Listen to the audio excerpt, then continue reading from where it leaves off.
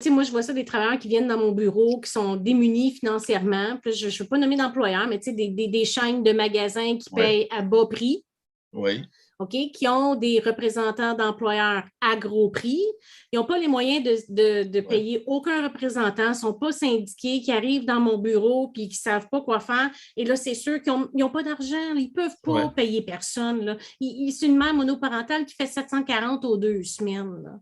oui. Puis qui va se présenter devant le tribunal là, en ce moment-là, contre justement le grand bureau du centre-ville, là, ça me rend hors de moi, ça. Puis c'est pour ça que je me dis, c'est ça, est-ce que le juge a vraiment, est-ce qu'il peut assister, là, juste à quel point il peut aider cette travailleuse-là, par exemple, Ouais. là, dans son dossier? Ben, c'est ça, comme je dis, la loi sur la justice administrative oblige le tribunal, le juge administratif qui siège à assurer un débat loyal.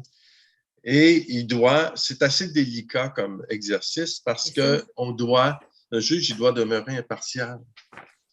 Et il ne doit pas donner l'impression qu'il prend fait et cause pour une partie ou pour l'autre. C'est Mais ça.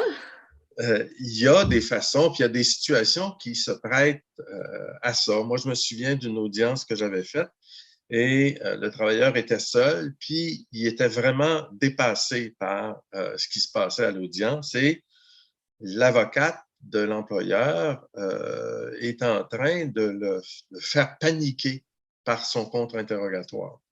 Et j'ai dû intervenir pour dire à l'avocate, écoutez, là, vous me distrayez, vous m'empêchez d'exercer mon devoir d'impartialité et vous allez changer votre façon de vous adresser à cette personne-là.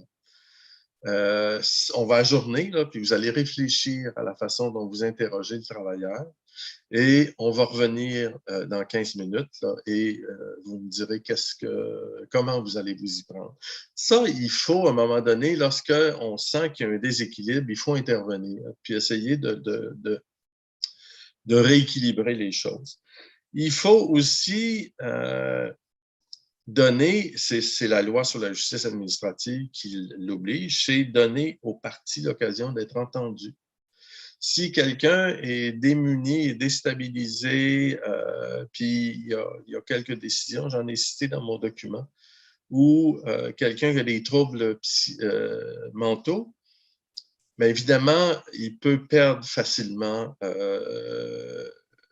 le contrôle de la situation et ne plus être fonctionnel. Donc, si le juge administratif ne saisit pas la situation, ne réalise pas qu'est-ce qui se passe et qu'il poursuit l'audience, sa décision peut être révoquée ou cassée parce qu'il n'a pas donné l'occasion à une personne d'être entendue.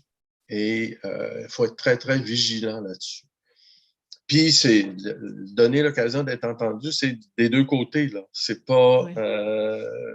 C'est pas juste pour le travailleur ou juste pour l'employeur. Il faut exercer ce pouvoir-là. Il faut permettre de façon égale aux parties d'être entendues.